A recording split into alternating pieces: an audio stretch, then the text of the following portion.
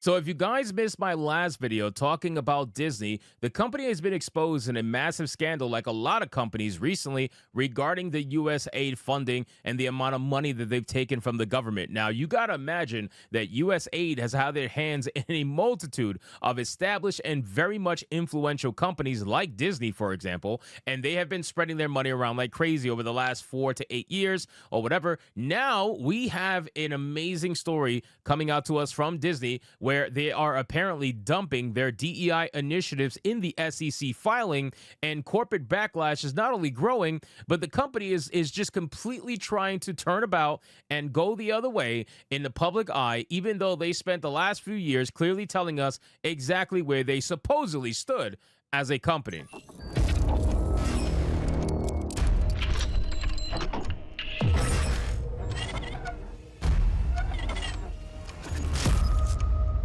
Now, again, I want you guys to understand that corporations are not your friend, right? This is what I say all the time, and I will stick to this all the way until the end. I don't care how much good a company looks like they're doing. I don't care how much good a company acts like they are. At the end of the day, a company has only one thing in mind, and that's to maximize their profit and lower their costs. That is the only thing that they are trying to do, and they can employ all these strategies. But at the end of the day, their ultimate goal is to do one of those two things, usually both if they can. So let's get to this article, guys, from That Park Place. But of course, before we do, if you are new here, just consider hitting that subscribe button. I would greatly appreciate it, and like the video to push us out into that YouTube algorithm. Now, I say that for a reason. I say that corporations are not your friend for a reason, because you'll have people say, well, I'm not going to buy XYZ because this company hates me. Okay, I'll give you that. But the problem is that every company hates you. Even companies that make non-woke games or companies that make very good games, they still don't like you. There's somebody there,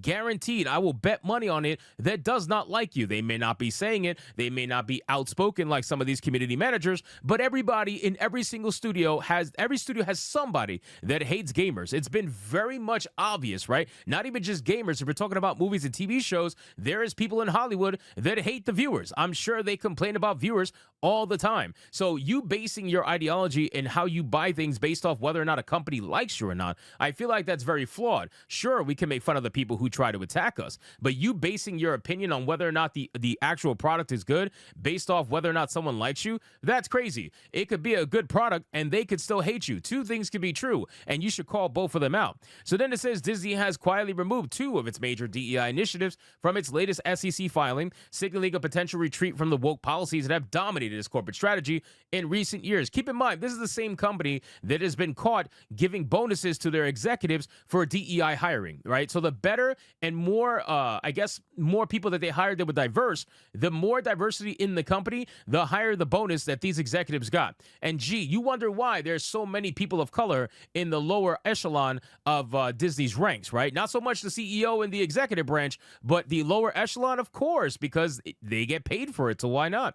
With the Trump administration cracking down on DEI in major corporations like Amazon, Walmart, Boeing, and Ford scaling back, Disney's decision to drop Reimagine Tomorrow and the Disney look from its 2024 SEC 10K report might appear to be a response to the changing political and cultural landscape. But is Disney truly abandoning DEI, or is it merely trying to hide its agenda from public scrutiny? Yes, that's basically what it is. I'm telling you right now, Disney's not abandoning DEI. There is no company out there that's abandoning DEI. They might publicly be saying they're abandoning DEI, but behind the scenes, they either have one of two things. They're still practicing it and they just renamed it something else, most likely Bridge or something oriented to Bridge, right? Or number two, they don't need the policies because all their employees and workplace culture has been indoctrinated by the DEI policies over the last 4+ years, right? So there's no reason for them to change anything because they've already been indoctrinated. It's in the workplace culture. Most of the employees think the way they want them to think, act the way they want them to act, and talk the way they want them to talk, and do what they're told. That's basically it. There's no reason to have these DEI policies anymore for that reason as well. So it could be one of both, right? Or maybe it's both. Who knows? I don't know. So then it says for years, Disney proudly touted its Reimagine Tomorrow initiative, which promised that 50% of all regular and recurring characters across the Disney universe universe would come from underrepresented groups. The program gained notoriety in 2022 when a leaked company-wide Zoom call revealed executives openly pushing an identity-driven agenda. Another executive boasted about how removing the words ladies, gentlemen, boys, and girls from theme parks to fall more in line with gender politics. I remember when they did that, and that was absolutely stupid, right? That was absolutely stupid. At this point, we are changing language in order to adhere to people who are mentally ill, obviously. If you are trying to use pronouns as titles and say, I am a she, her, you're retarded, right? If you're trying to use pronouns as titles and say, I'm a he, him, you're retarded, right? That using pronouns as titles is not the same as pronoun usage as descriptors in the English language. They are not the same. They've never been the same, and people are going to gaslight you and tell you pronouns have been around forever. That's true, but not in the way you're using them now. That is what the modernity version of it is.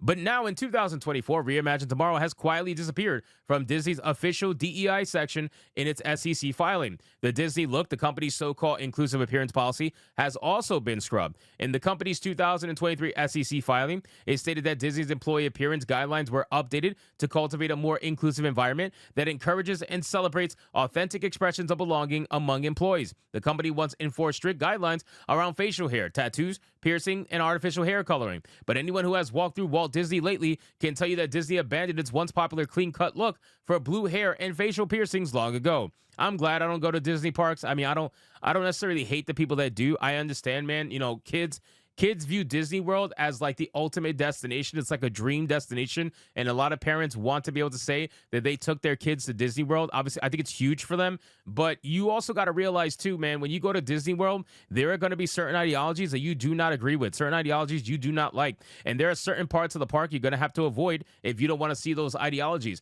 But it's kind of sad, because what if you have a girl that wants to go to the Bibbidi Bobbidi Boutique or whatever it's called, and that boutique is where they dress up little girls in, like, you know, Disney dresses and whatnot. She can't go there now because you got a fucking dude in a dress pretending to be a woman trying to dress your little girl. I mean, it gets a little bit ridiculous. You know what I'm saying? At that point, you need to exit stage right and run the fuck away from that weirdo. That's basically the issue that a lot of parents have now with Disney, and rightfully so. But Disney brought that upon themselves and also ruined their image to the average customer that was the the familial customer, the family customer. That's the ones who they abandoned, and all for who? I really don't know. At first glance, this might seem like a win for those of us who've been critical of corporate DEI policies, but a closer look suggests that Disney could be shifting tactics. The initiative's website is still active, and Disney has made no official statement announcing the end of these policies. Stephen Padfield, director of the Free Enterprise Project at the National Center for Public Policy Research, suggests that Disney may not be backtracking at all. He says Disney dropping Reimagine Tomorrow from the DEI section could mean they're walking back their DEI investments, or it could signal they're hiding them. He warned either they recognize that more litigation is coming, or it could be part of a vibe shift. In other words, the removal of the SEC filing may be nothing more than a calculated move to shield Disney from further scrutiny while it continues to push the same agenda behind the scenes, which is exactly what I think is going down. So anyway, guys, thank you so much for watching this video. Hope you did enjoy it. If you did, consider leaving me a subscribe. I would greatly appreciate it. Don't forget to like the video, comment, let me know what you thought, and I'll see you guys on the next one. Hypnotic out.